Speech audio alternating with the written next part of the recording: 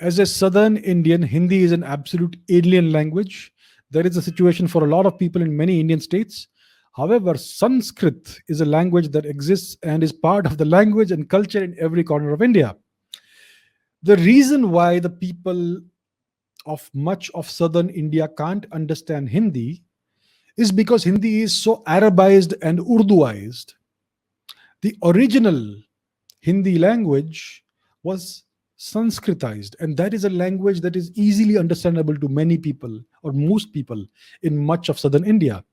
The Tamil language, this beautiful ancient language, has a great deal of Sanskrit in it, right? We know that. I've spoken about this so many times. Kannada has a great deal of Sanskrit. Telugu has a great deal of Sanskrit vocabulary. Uh, Malayalam has a great deal of Sanskrit vocabulary. Every Indian language is infused with Sanskrit vocabulary. This is undeniable. And this is not some colonial oppression or some Sanskritization. It's just what happened over thousands of years of Indian history. The harmonious uh, intermingling of various languages. And it's the same culture and same civilization. So it's bound to happen. And the fact is that Sanskrit is not a dead language.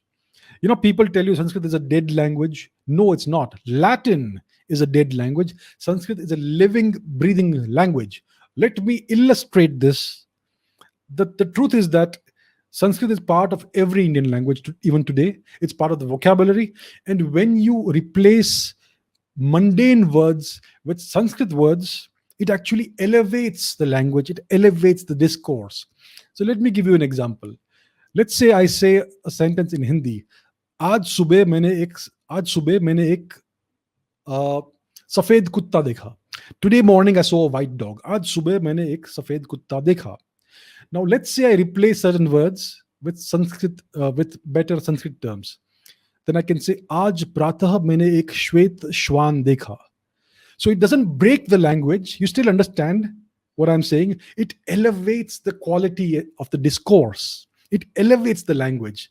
So Sanskrit is very much alive. You can do the same thing in any other Indian language. You can do it in Gujarati, in Marathi, in Kashmiri, in Assamese, in Oriya. I'm sure you can do the same in Tamil as well, in other southern Indian languages. So Sanskrit is very much a living, breathing part of our vocabulary. It actually elevates and civilizes our discourse when we use better Sanskrit terms. And if you do the same thing with Latin in English or French, it's going to immediately break the language. You won't understand what you're saying. So let me illustrate that too.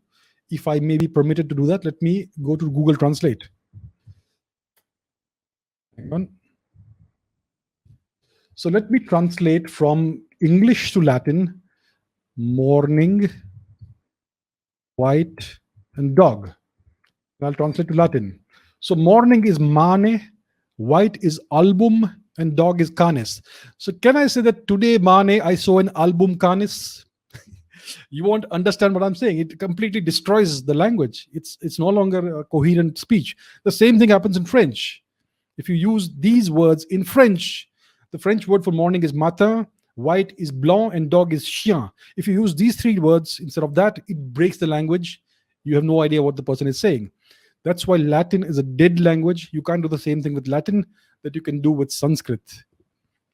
So that tells you that Sanskrit is very much a part of our living, breathing languages. It's part of our daily life. It's part of our culture and our civilization. And the reason Hindi is not understood is because it's been so badly Arabized and Urduized. If it is brought back to its roots, everyone will understand it. But it's better that Sanskrit should be the civilizational language, the one language that binds this ancient and great civilization together once again.